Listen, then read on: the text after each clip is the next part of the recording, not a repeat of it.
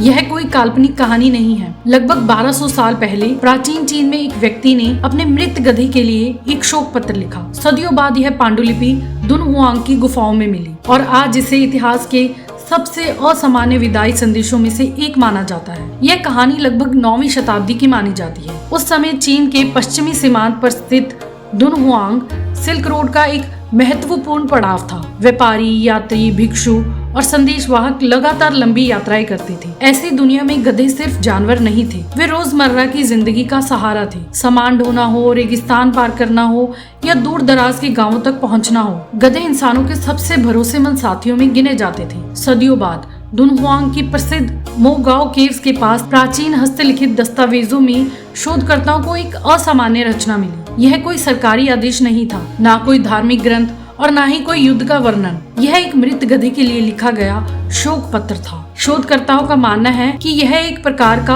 व्यंग्यात्मक या साहित्यिक शोक लेख हो सकता है, लेकिन इसके शब्दों में दिखाई देने वाला स्नेह और दुख आज भी शोधकर्ताओं का ध्यान खींचता है, क्योंकि लेखक गधे को केवल एक बोझ ढोने वाले पशु की तरह नहीं देखता, वह उसे एक साथी की तरह याद करता है। पत्र में लेखक गधे के परिश्रम का उल्लेख करता है। वह बताता है कि यह जानवर वर्षों तक उसके काम आया, कठिन रास्तों पर चला, भारी बोझ उठाया और बिना शिकायत अपना कर्तव्य निभाता रहा। फिर एक दिन वह मर गया और उसके बाद जो लिखा गया वह केवल एक जानवर की मृत्यु का रिकॉर्ड नहीं लगता, वह एक ऐसे साथी की विदाई जैसा महसूस होता है जिसने जीवन का एक लंबा सफर साथ तय किया हो। आज हम ठीक नहीं जानते कि लेखक कौन था, हम यह भी नहीं जानते कि वह गधा वास्तव में कैसा था। इतिहास इन सवालों का उत्तर नहीं देता, लेकिन यह दस्तावेज हमें एक महत्वपूर्ण बात जरूर बताता है। 1200 साल पहले भी इंसान अपने पशुओं से भावनात्मक लगाव रखते थे, उनके साथ काम करते थे, उन पर निर्भर रहते थे और जब वे चले जाते थे तो उनका शोक भी मनाते थे। अक्सर इतिहास की किताबें हमें सम्राटों, युद्धों और साम्राज्य की कहानियां सुनाती हैं, लेकिन कभी कभी इतिहास की सबसे मानवीय झलक किसी राजा के महल से नहीं बल्कि एक साधारण इंसान के दुख से मिलती है। एक ऐसा दुख जो समय की रेत में दबा रहा और फिर 1200 साल बाद दुनिया के सामने वापस आया। शायद यही वजह है